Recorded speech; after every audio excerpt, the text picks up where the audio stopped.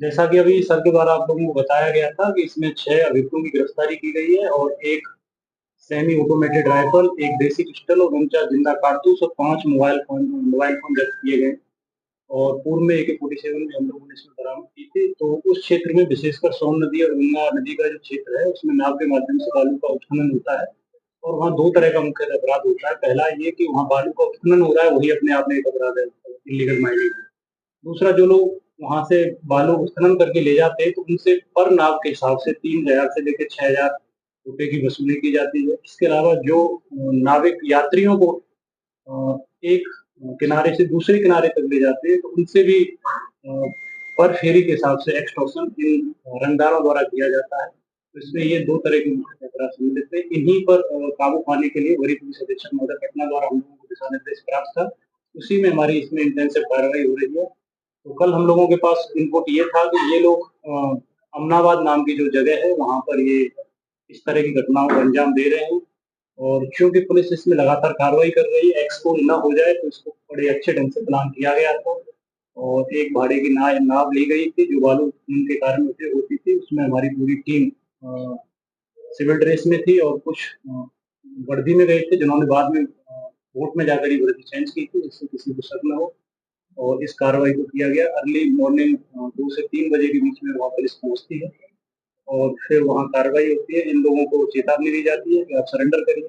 उसमें से 2 लोग सरेंडर करते हैं, बाकी के लोग भाग जाते हैं। 2 लोगों को गिरफ्तार किया जाता है, उनके पास से एक देसी पिस्टल बरामद होती है, कुछ कारतूस बरामद होते हैं। फिर एक सर्च ऑपरेशन वहाँ पर चलाया जाता है, तब तक बाकी का फोर्स भी वहाँ बैकअप के लिए आ जाता है और फिर एक अन्य 2 व्यक्तियों को भी पकड़ा जाता है, फिर उनके पास से भी कुछ कारतूस बरामद होते हैं। इसके पश्चात 2 व्यक्ति और पकड़ाए जाते हैं, उसमें एक व्यक्ति के पास से सेमी ऑटोमेटेड राइफल होती है, जो पुलिस को टारगेट करता है हिट करने की, लेकिन उसी समय एसएचओ मनेर द्वारा उसको चेतावनी दी जाती है कि अगर आप करोगे तो आपको गोली मार दी जाएगी। तो उनको साथ ही साथ हवाई फायर भी किया जाता है। उसी क्रम में वो डर के सरेंडर भी कर देता है और राइफल भी पुलिस को दे देता है, उसको भी अरेस्ट किया जाता है।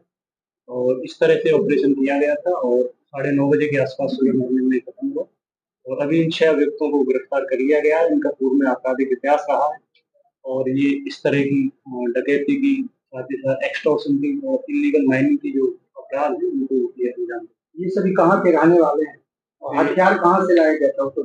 इसमें पूछताछ हम लोगों की चल रही है। इसमें बड़ा नेक्सस है और हथियार कई जगहों से आने की इसकी संभावना है। एग्जैक्ट क्या है, और भी जो लोग हैं जिनसे इन लोगों ने लिया है, उनकी जब अरेस्टिंग होगी तब उसमें पता चलेगा।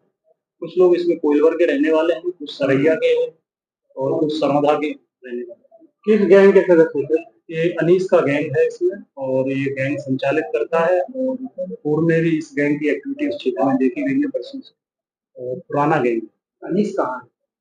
अनीस की गिरफ्तारी नहीं हो चुकी और नहीं हो सकी है, उसकी गिरफ्तारी के लिए प्रयास किया जा रहा है। क्या लग रहा है सर, इससे कमी कुछ आएगी क्या वहाँ पर? जिस तरह से पहले लगातार फायरिंग की जाती थी, लगातार हत्याएं होती थी, गोली चलती थी, क्या लग रहा है पूरी तरह से पटना पुलिस उस पर नजर बना के रखी हुई है और इससे कितना कमी है?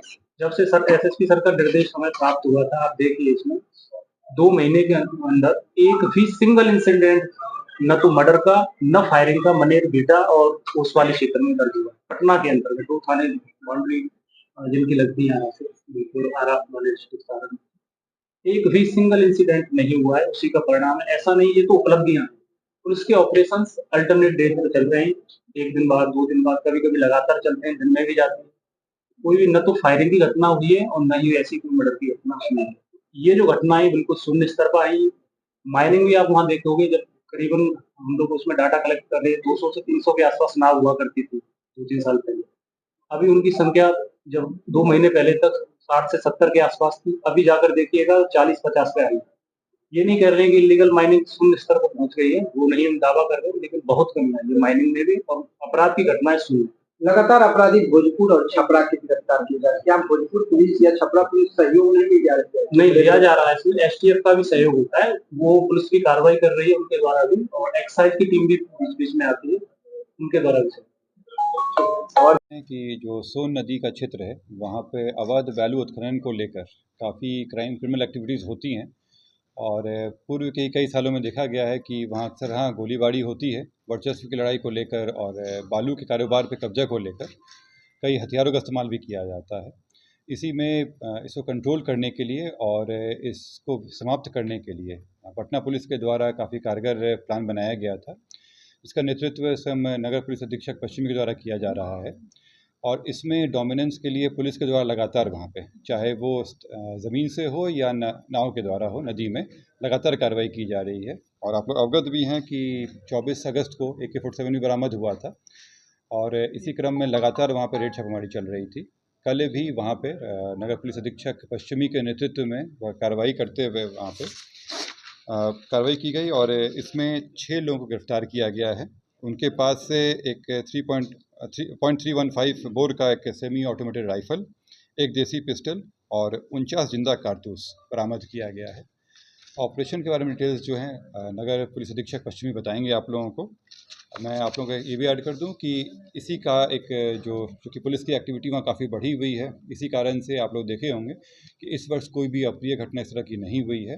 पुलिस के प्रेजेंस के कारण ही वहाँ पे जो अभी शांति बनी हुई है और पुलिस लगातार वहाँ पे अपनी मुस्तैदी रहेगी और जो भी अपराध कर्मी हैं, जिस तरह के हथियार हैं, उस पर भी हम लोग जल्दी रिकवर कर लेंगे।